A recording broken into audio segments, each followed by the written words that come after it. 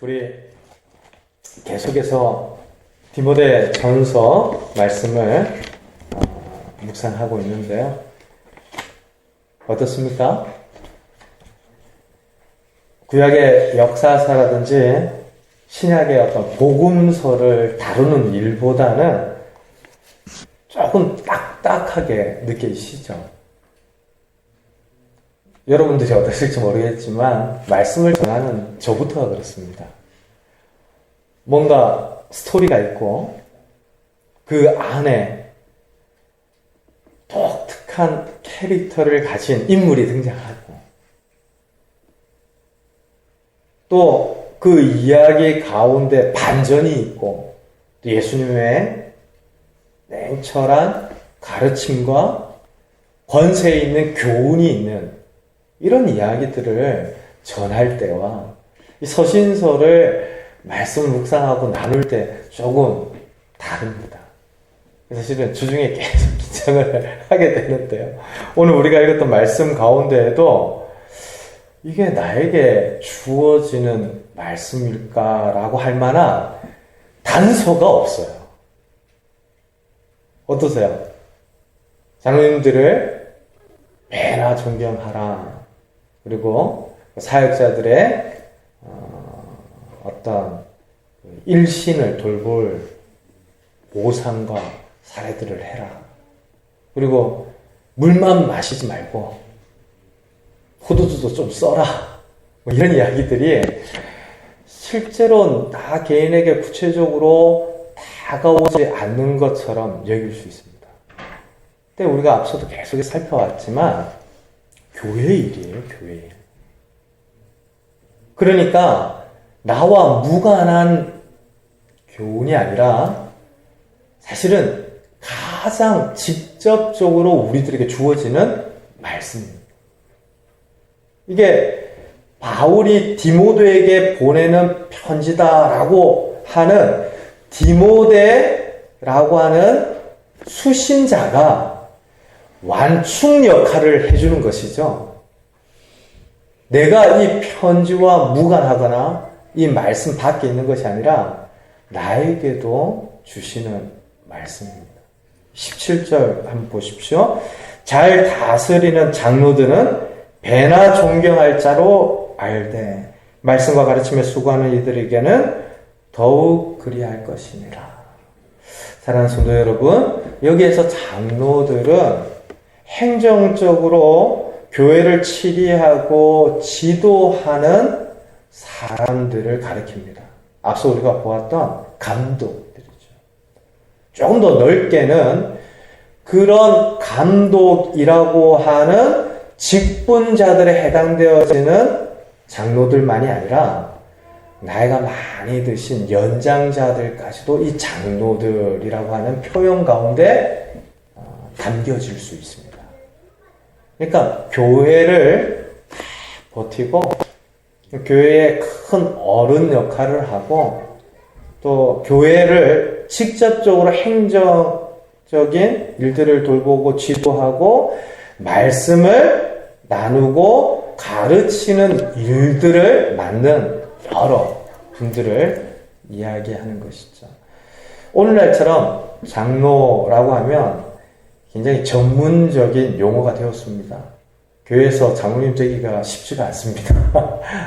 사실은 작은 교회에서 뿐만이 아니라 함부로 직분자를 세우지 않도록 우리가 오늘 말씀을 통해서도 권면을 받게 되는데요.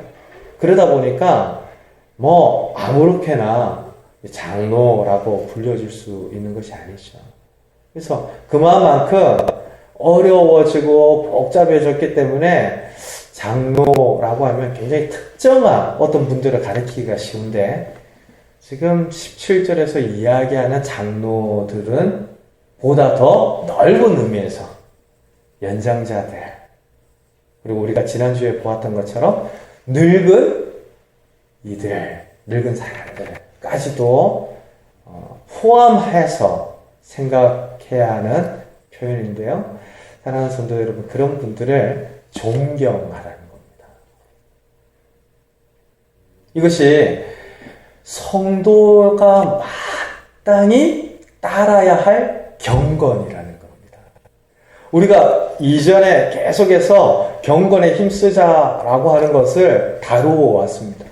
근데 그 경건이 40일 동안 어느 기도원에 가서 금식하고 영음한 목소리를 내고 너무나 천상의 목소리와 같은 매도 옥타브의 찬양을 부르고 이런 신비한 현상으로 나타나는 것이 아니라 마땅히 행해야 할 책임과 그 길을 감당하는 것이 성도의 경건이라는 거예요. 그 당시에 많은 사람들이 오해를 하고 있었습니다. 경건은 뭔가 신적인 계시를 통해서 개인적인 깨달음이 있어야 된다. 그리고 다른 사람들이 혹할 만한 뭔가 신비한 지식을 가지고 있어야 한다. 오늘날에도 어디 가서 이런 영적인 체험을 했다 그러면 다들 성경책 덮고 따라가려고 그래요. 근데 여러분, 우리가 누누이 강조를 해야 하지 않습니까? 하나님이 우리에게 주신 이 성경의 말씀이야말로 은혜 중에 은혜인 줄로 믿습니다. 하나님이 계시해서 하나님의 뜻을 우리들에게 밝히 보여주시는 가장 확실한 체험과 기적의 증거들을 덮고 다른 것을 쫓아간다. 그거는 참 어리석은 거죠. 그 당시 많은 사람들이 영지주의자들에 의하여서 거짓 교훈들을 그렇게 따라갔는데 아니다라고 이야기하는 겁니다. 경건은 매번의 예배를 통하여서 하나님께 내가 죄인입니다. 그러나 주님의 보혈로 다시 살아났습니다. 그래서 나는 이 시간에 하나님을 인정하고 하나님께 영광 올려드리면서 예배합니다. 이와 같이 우리가 주일 예배와 허락되어지는 시간 안에서 예배에 모이기를 힘쓰는 것처럼 우리 삶의 모든 전반이 하나님을 인정하는 시간과 자리들이 되도록 정말 말씀을 따라 적용하고 실천하는 그것이 경건이라는 거예요. 그러니까 모호하거나 관념적인 것이 아닙니다. 우리가 신앙생활을 하면서 굉장히 모호하다. 뭐하라는 얘기지? 사실은 이게 제 고민이었어요. 뭐하라는 얘기일까? 그런데 구체적으로 우리들에게 이야기하는 소리에 여러분들 귀를 기울여 보십시오. 가부도 그 가부로서 교회에 쓰여지고 하나님께 영광 올려드리는 경건의 길이 있었습니다. 젊은 가부, 이 젊은이라고 하는 표현이 나이가 어린 젊은이 아니라고 말씀드렸잖아요. 자아가 죽지 않아서 여기저기 다니면서 분란을 만들어내고 헛된 이야기들을 퍼뜨리고 문제를 일으키는 그 젊은 가부들은 이 교회 명부에 올릴 수도 없거니와 좋은 본보기가 아니다. 우리 지난주에 봤잖아요. 그러니까 교회 안에 마땅히 성도로서 교회로서 감당해야 할 그 일들을 묵묵히 받아들이고 순종하고 책임을 지는 것, 그것이 경건이라는 거예요. 대표적으로 교회 안에 질서 가운데 두드러진 자리에 있는 연장자들, 장로들, 지도자들을 향하여서 이야기하는 것이죠. 배나 존경하라. 여기서 존경하다라는 건 충분히 보상하고 그 가치를 인정하라는 얘기입니다. 이 배라고 하는 거 딱 2배 이런 개념이 아닌 거 아시죠? 모자라지 않게 뜻이죠. 섭섭하지 않게 존경하고 인정하라라는 겁니다. 사랑하는 성도 여러분, 오늘날 많은 교회에서 세대와 세대가 나뉘어지고 서로를 비난합니다. 앞선 세대는 젊은 세대들을 보면서 혀를 차고 참 저래서 신앙생활 하겠는가, 제대로 하겠는가 걱정하고요. 또 뒤따르는 세대들은 앞선 세대가 완벽하지 못하여서 드러나는 연약함에 대하여서 폄하할 때가 참 많습니다. 그렇게 세대와 세대가 나뉘어지는 것은 어쩔 수 없이 교회 안에서 일어날 수밖에 없는 갈등이겠지만, 말씀이 우리 모두에게 요구하는 가장 기본적인 태도는 존대하는 겁니다. 성도가 성도를 존귀 여기자라고 지난주에 함께 묵상해서 나누었는데요. 앞선 연장자들과 장로들을 배나 존귀 여기면서 존경하는 겁니다. 우리 개척교회는 구성원들이 그렇게 많지 않아서 장로님과 권사님 딱 한 분씩 계신데요. 배나 존경하시는 우리 모두가 되기를 바랍니다. 그분들의 자리와 역할과 그 일들을 인정하면서 귀히 여기는 겁니다. 사실 어느 교회에서나 장로님, 권사님, 이 중직자로 또 연장자로 섬기시는 분들 보면요, 앞에서 두드러지게 나타나는 직분이라든지 사역만 있는 것이 아니라 정말 성도들이 알지 못하는 곳에서의 수고의 손길도 많습니다. 그거 다 이야기를 하자면 사실은 듣는 우리들이 정말 그 정도였나 싶을 만큼 많아요. 다른 무엇보다도 제가 사역하면서 그런 장로 그룹에 해당되어지는 분들에게서 도전을 받았던 것은 새벽 기도의 자리입니다. 자신이 맡은 교구, 구역, 목장, 그리고 새가족 사역을 하는 장로님들이 그 이름을 부르면서 기도하는 일들을 보면 참 우리 성도들이 그런 가치와 존귀함을 알고 존경해요. 그것이 우리 교회가 마땅히 해야 할 바이고, 우리 성도들이 경건이라고 하는 목적과 표대를 향하여 나아가는 길 중에 짊어져야 할 부르심, 하나님의 요청이다라고 하는 것이죠.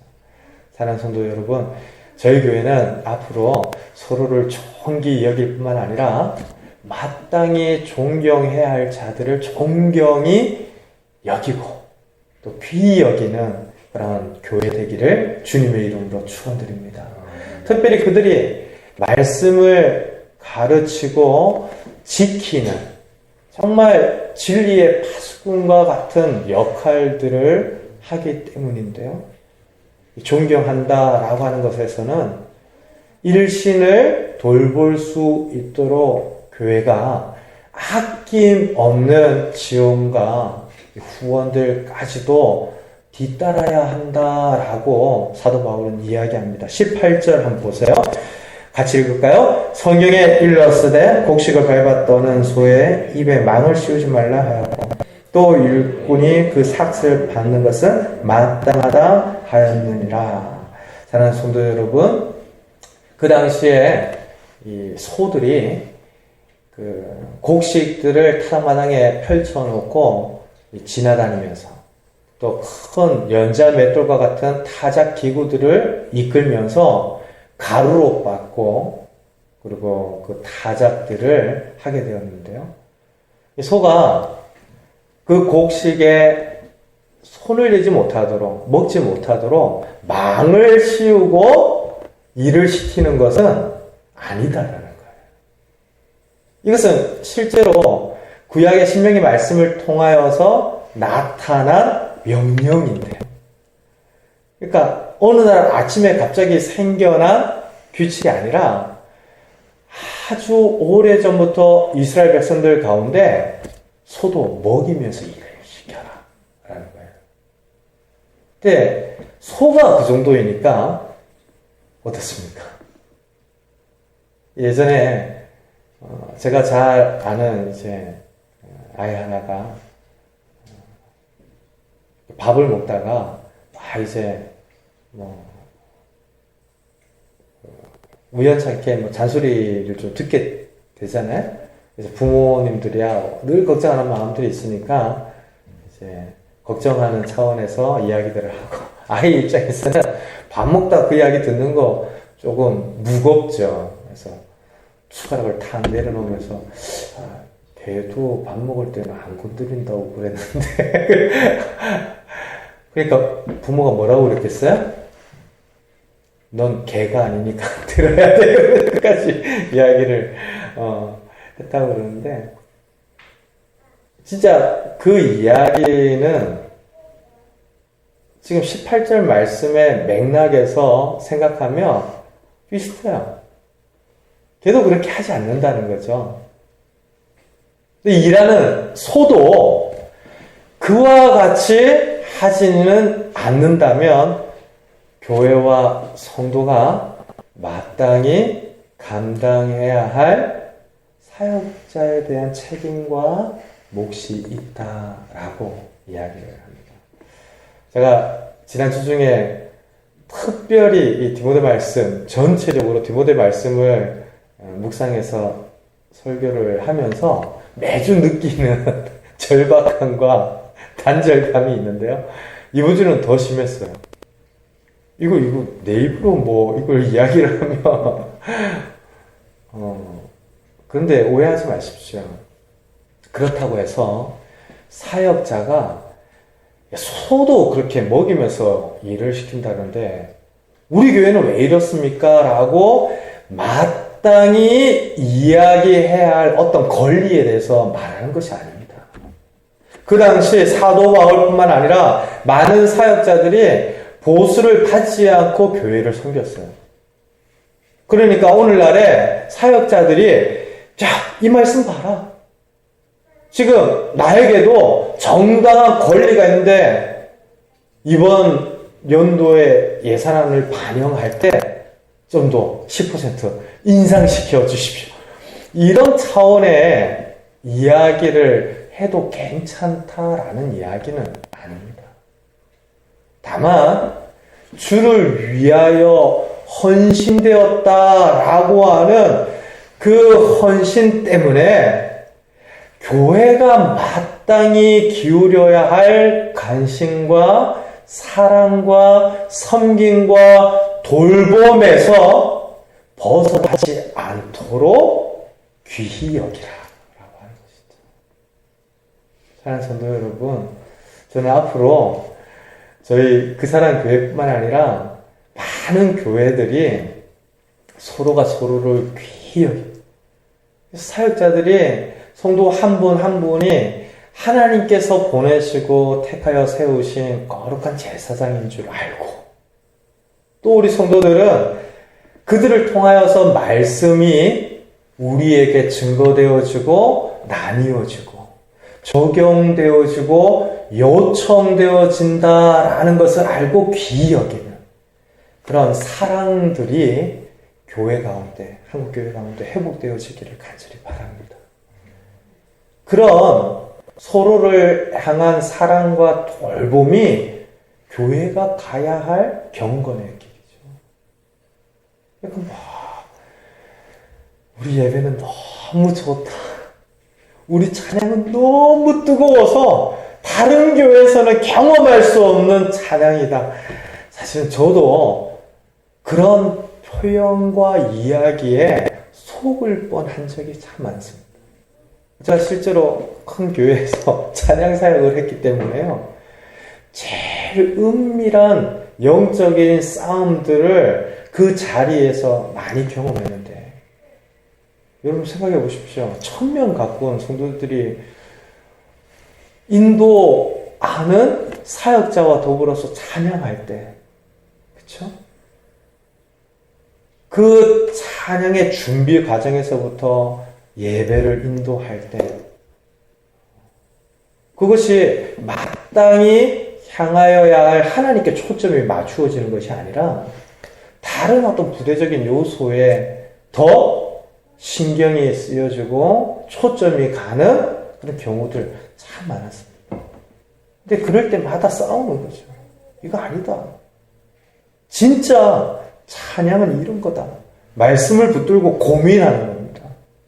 그래서 지난주에 우리가 각자의 가야 할 길들을 좀 생각하고 고민하고 살자. 그게 어떤 신비로운 영적인 체험보다 더 경건한 믿음의 길인 줄로 믿습니다. 우리 성도들이 그 길로 가자는 것이죠. 그래서 존경하는 장로들, 그리고 그 말씀을 받고 가르치는 사역자들에 대한 교회가 감당해야 할 돌봄과 사랑들을 아끼지 않을 때, 그 교회는 더욱더 건강하고 아름다운 교회가 되어질 것입니다. 근데 오늘날 이렇게 좋은 이야기만 하고 지나가기에 교회 문제 많습니다.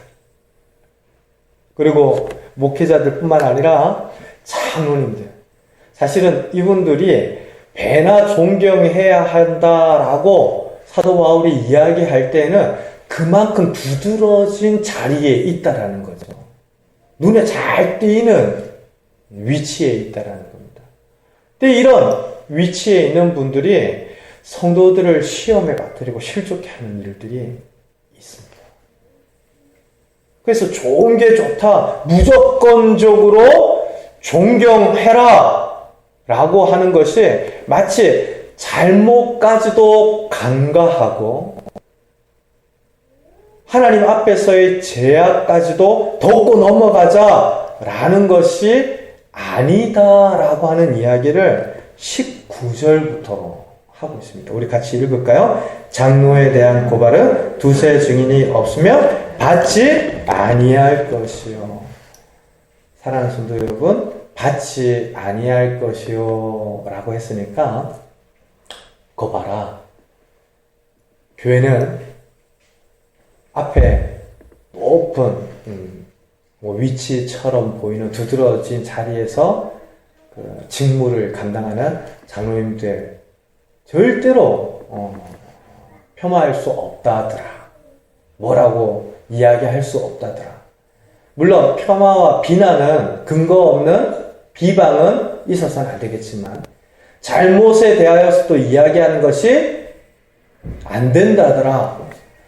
그렇게 생각하시기가 쉬운데 여기에서 받지 말라라고 하는 것은 두세 사람의 증인이 없으면 받지 말라는 얘기입니다.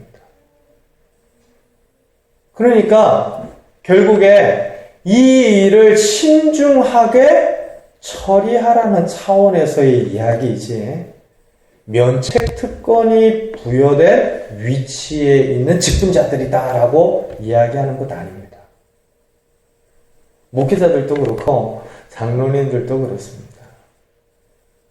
물론 오늘날의 목사님들과 장로님들이 항존직인데요.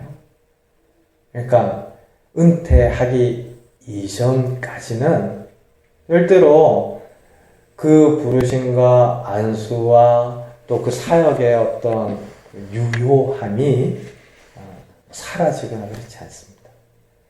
하지만 그것 자체가 잘잘못이나 연약함으로 인하여서 교회를 시험 들게 하는 일이나 하나님 앞에서의 죄까지도 눈 감고 넘어가자라는 것이 아닌데요. 두세 사람이 두 명, 세 명 이게 아니고 이 교회의 공적인 증거들을 통하여서 그와 같은 문제들이 제기되었을 때 그 일에 대하여서는 분명히 치리하고 건징할 수도 있다라는 것을 사도 바울이 디모데에게 이야기합니다. 사랑하는 성도 여러분, 장로님들조차도 두세 사람의 증인이 있을 때 치리 대상이 될 수 있고 건징이 될 수 있다면 성도들은 어떻겠습니까? 거봐라. 우리 장로님 큰일 났다. 그러면서 안심할 것이 아니라 그렇게 지도하고 배나 존경받아야 할 장로님들 중에도 두세 사람의 증인이 고발하거나 그 일로 인하여서 교회 가운데 치리들을 요청할 때 대상이 될 수 있다면 신중하게 검토해야겠지만 그 대상이 될 수 있다면 성도들은 더하겠죠. 사랑하는 성도 여러분, 여기에 교회의 아름다움이 있습니다. 교회는 하나님 말씀, 진리의 기둥과 터인 줄로 믿습니다.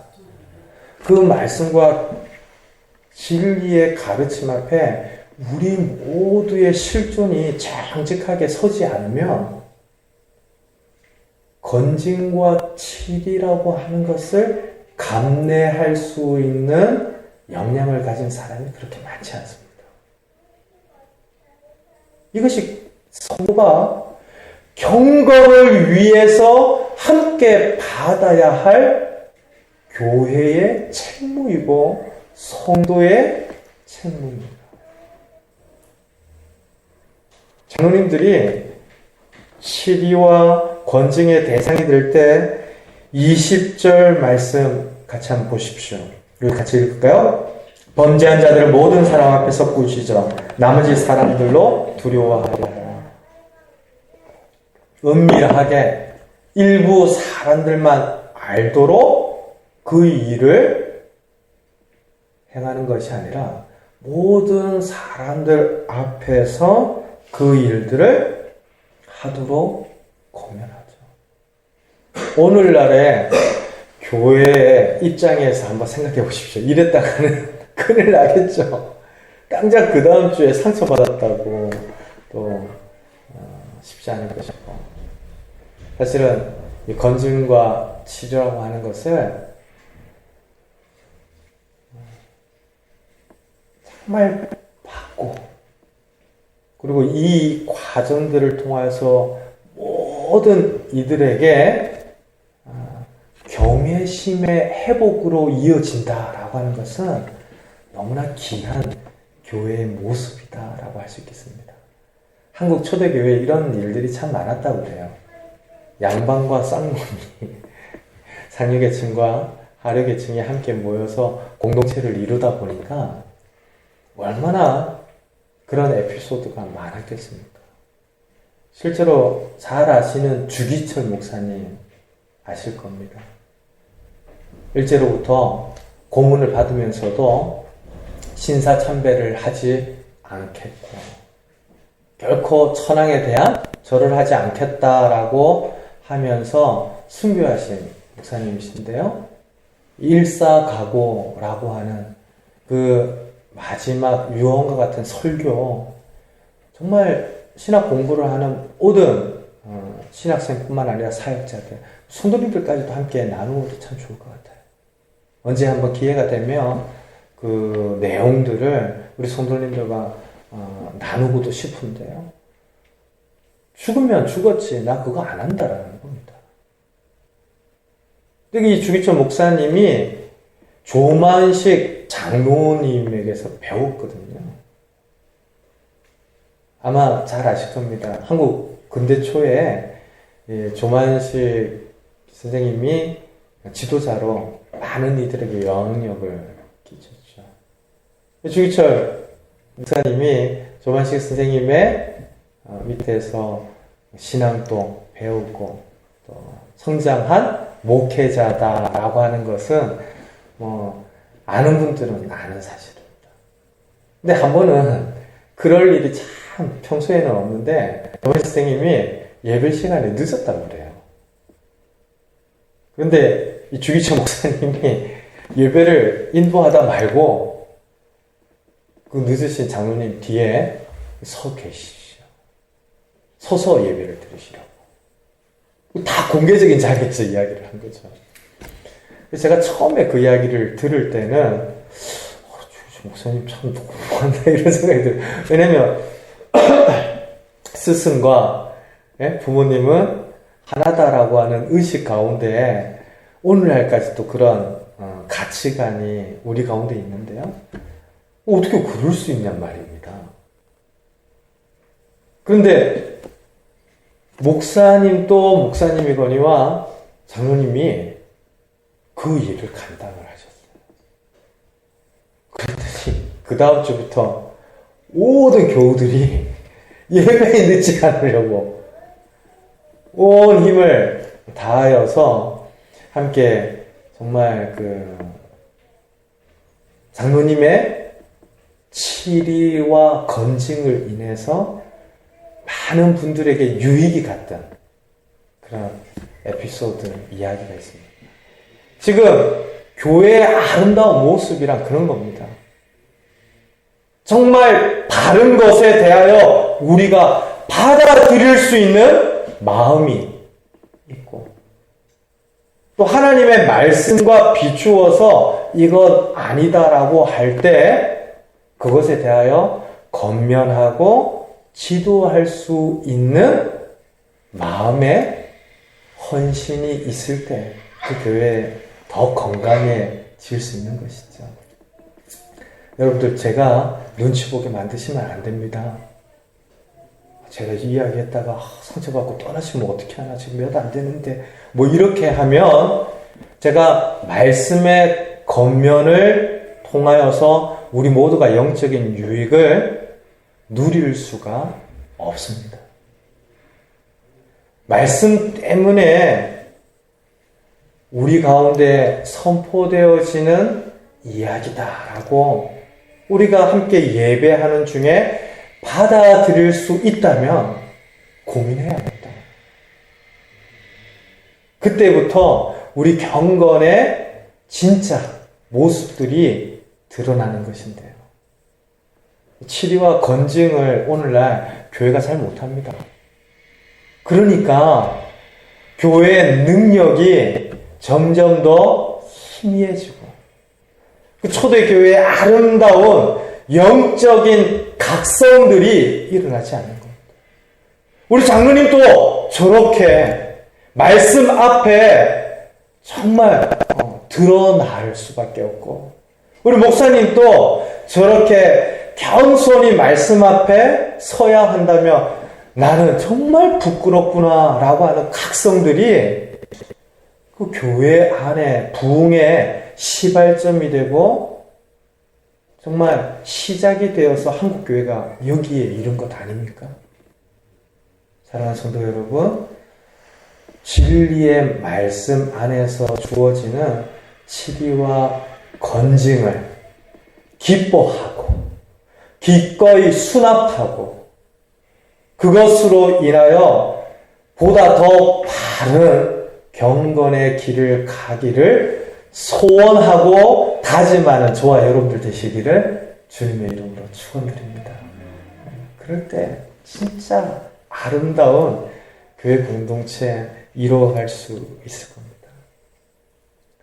이 모든 일들 결코 가볍게 경솔하게 감당할 수 없는 것인데요. 21절과 22절 말씀 우리 같이 한번 읽을까요? 하나님과 그리스도 예수와 택하심을 받은 천사들 앞에서 내가 엄히 명하노니 너는 편견이 없이 이것들을 지켜 아무 일도 불공평하게 하지 말며 아무에게나 경솔히 안수하지 말고 다른 사람의 죄에 간섭하지 말며 내 자신을 지켜 정결하게 하라. 이 치료와 건진 그리고 교회를 돌보는 모든 일들이 경솔하게 할 수가 없습니다. 왜냐하면 이 일들 모두가 하나님 앞에서 이루어지는 일들이기 때문인데요. 신중하게 해야 합니다. 두세 사람이 뭉쳐서 거짓으로 비방하고 악이 있는 음모 때문에 사람을 넘어뜨리려고 하는 경우들도 있을 겁니다. 그러니 더 신중하게 살피고 이 일들을 함께 처리해 나가야 하는데요. 사람들 앞에서 하는 것 같이 하지 말고 하나님 앞에서 하자라는 겁니다. 사랑하는 성도 여러분, 사람에게는 잠깐 감추어지고 드러나지 않는 것들이 있습니다. 24절과 25절이 그것을 이야기하는데요. 같이 한번 볼까요? 어떤 사람들의 죄는 밝히 드러나 먼저 심판에 나아가고 어떤 사람들의 죄는 그 뒤를 따르나니 이와 같이 선행도 밝히 드러나고 그렇지 아니한 것도 숨길 수 없느니라. 사람의 죄가 드러나 버리는 경우도 있고 감추어진 것 같이 심판으로 나아가는 경우들도 있는데, 분명한 건 어느 한 시점에 하나님 앞에 서게 되는 때에 반드시 드러난다는 거예요. 숨길 수 없다라는 겁니다. 그러니 그 이전에 교회 안에서 행하여지는 안수나 칠이나 건징들을 가볍게 하지 말고 신중하게 하라는 거죠. 앞으로 그 사람 교회 가운데에도 직분자를 세우는 일들이 있을 터인데요.